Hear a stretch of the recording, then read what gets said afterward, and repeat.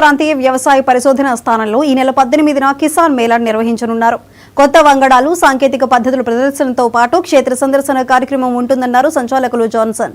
రైతులు శాస్త్రవేత్తలతో ముఖాముఖి ఉంటుందని తెలిపారు. రైతులు అధిక సంఖ్యలో పాల్గొని కిసాన్ మేళాను విజయవంతం చేయాలని కోరారు.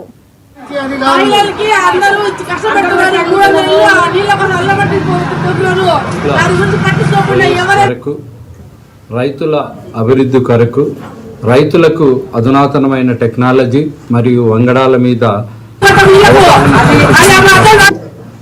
ముఖ్యంగా రైతుల్లో ఉన్నటువంటి వాళ్ళు పండించే వివిధ పంటల్లో వచ్చేటువంటి సమస్యలకు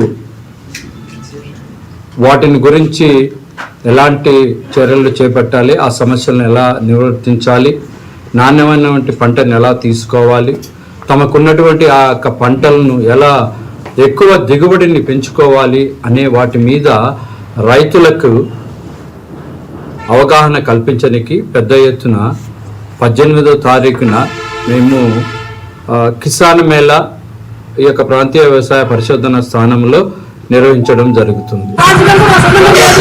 2000 నుంచి 2000 మంది రైతు సోదరులు అందరూ పాల్గొంటారని, వారందరికీ కూడా కావాల్సినటువంటి సదుపాయాలతో పాటు ఈ యొక్క సాంకేతిక పరిజ్ఞానం కూడా అందించడం జరుగుతుంది.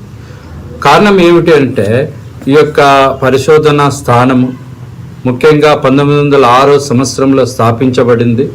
ఇది ప్రపంచ ప్రఖ్యాతి గాంచినటువంటిది. అంతేకాకుండా ప్రాచీన వ్యవసాయ పరిశోధన స్థానంలో దేశంలోనే ఇది 3వ స్థానంలో ఉన్నటువంటి పరిశోధన సంస్థ కాబట్టి దీనిలో జరిగినటువంటి అభివృద్ధి ఎలా ఉంటుంది అంటే వరి పంటల్లో అయితేనేమి, లేక మన ప్రొద్దుతిరుగుడులో అయితేనేమి, కందిలో అయితేనేమి, ఇంకా పొగాకులో అయితేనేమి, శనగలో అయితేనేమి, జొన్నలో అయితేనేమి, కొర్రలో అయితేనేమి, ఇలాంటి పలు పంటల్లో మనం సాగించినటువంటి ఆ ప్రగతి, తర్వాత నూతన వంగడాలు, ముఖ్యంగా ఈ యొక్క రకాలను మన రాష్ట్రంలోనే కాకుండా ఇతర రాష్ట్రాల్లో కూడా ప్రాచుర్యం పొందినాయి.